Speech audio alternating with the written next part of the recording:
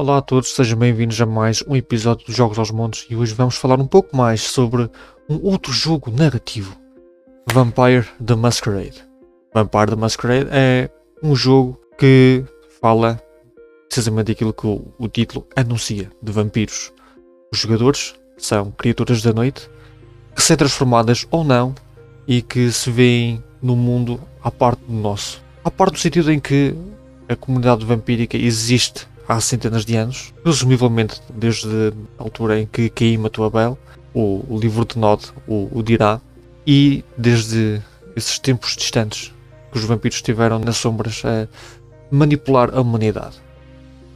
Porque, para além de servirem de alimento, também cumprem outros propósitos no que toca a ajudá-los a alcançar os seus objetivos maiores.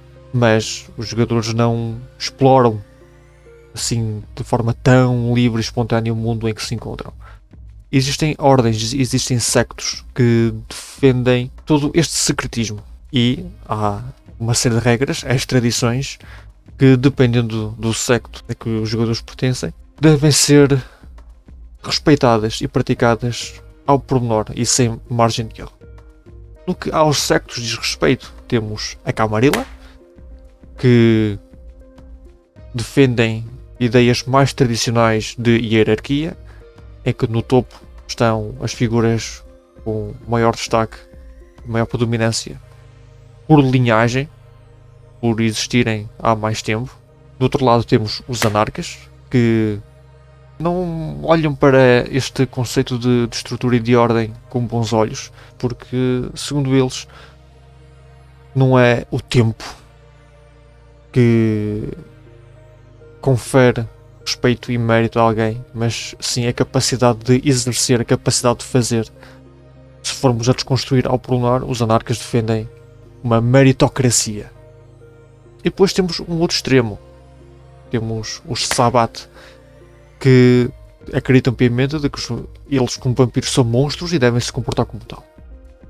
Só aqui temos 3 fantásticas premissas para contar histórias. Mas vamos continuar. Uma outra vertente que pode ser abordada em histórias no universo de World of Darkness, de Vampire the Masquerade, é a questão da humanidade. Depois de um humano ser transformado num vampiro, ele tem que lidar não só com estes sectos e com estas ordens todas, mas também com 2 aspectos que agora fazem parte da sua natureza: a fome por sangue humano e a besta. A besta é a manifestação da monstruosidade em que eles se tornaram e que, com o passar do tempo e sempre na pior maneira possível, se vai manifestar para convencer a pessoa em questão a simplesmente soltá-la, libertá-la. E gradualmente, através de episódios marcantes e até mesmo com o passar do tempo, a besta pode ir ganhando várias batalhas, consumindo a humanidade da pessoa, e depois pode muito bem vir a ganhar a verdadeira guerra e tomar o controle total. Esta é uma outra premissa. Até que ponto é que um vampiro é humano? Até que ponto é que ele está disposto a manter a sua humanidade?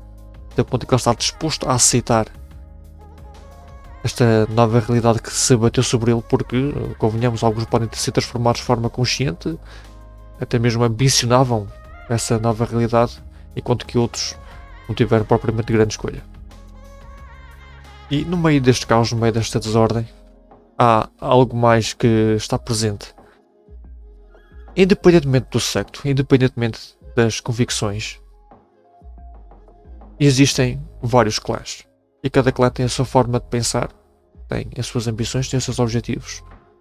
E todos nós sabemos que quando temos várias pessoas a trabalhar em conjunto e cada uma delas tem uma agenda própria, é difícil falar em amigos, mas é bastante fácil falar em aliados de conveniência. Por isso, Vampire também abre a porta para que se construam grandes tramas de intriga política, de facadas nas costas, de alianças e traições que tão depressa surgem como caem. E agora imaginem uma premissa em que nós temos estas três vertentes. Temos o conflito entre Camarilla e os anarcos, e de vez em quando tem que lidar com o Sabbath, que estão a querer violar a Masquerade. Lá está, lembram-se quando falei das tradições? E depois temos o conflito interno entre cada um dos sectos. Temos um clã que quer uma coisa, temos um clã que quer outra, temos um clã que vai buscar ajuda a outros clãs, e assim sucessivamente. Mas se vocês pensam que, como os vampiros encaram os humanos como presas, isso não faz deles o derradeiro predador. Há sempre um peixe maior. E meia volta existe sempre alguém que surge, nem que seja em edições mais recentes, a Segunda Inquisição.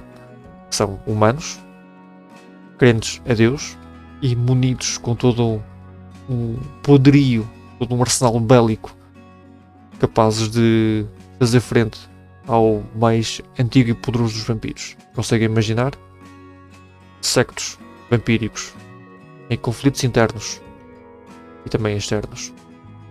Pessoas individuais a ponderar se são humanos ou não, se devem ou não procurar manter a sua humanidade junto daqueles que lhes são mais próximos, e sempre com a esperança de que não sejam apanhados no meio deste caos. E enquanto isso, enquanto têm que lidar com as intrigas políticas locais, também têm que manter-se nas sombras para garantir que não são descobertos e assassinados pela Segunda Inquisição. É um jogo negro, um jogo que pode ser pesado, mas não deixa de ser fantástico e abrir um leque de opções quanto àquilo que podemos ou não ver abordados à mesa. E vocês? Já jogaram Vampire the Masquerade? Qual foi a edição? Que tipo de história contaram? Foi uma tradicional história de Camarilla contra anarcas? Tiveram alguma aventura caótica como Sabbath? Tiveram em alguma vez que lidar e sobreviver à Segunda Inquisição? Ou contaram uma história mais poética, com vampiros a procurar recuperar a sua humanidade? Façam só vir nos comentários, terei todo o gosto em ler o que têm para contar. Fiquem bem e até um próximo vídeo.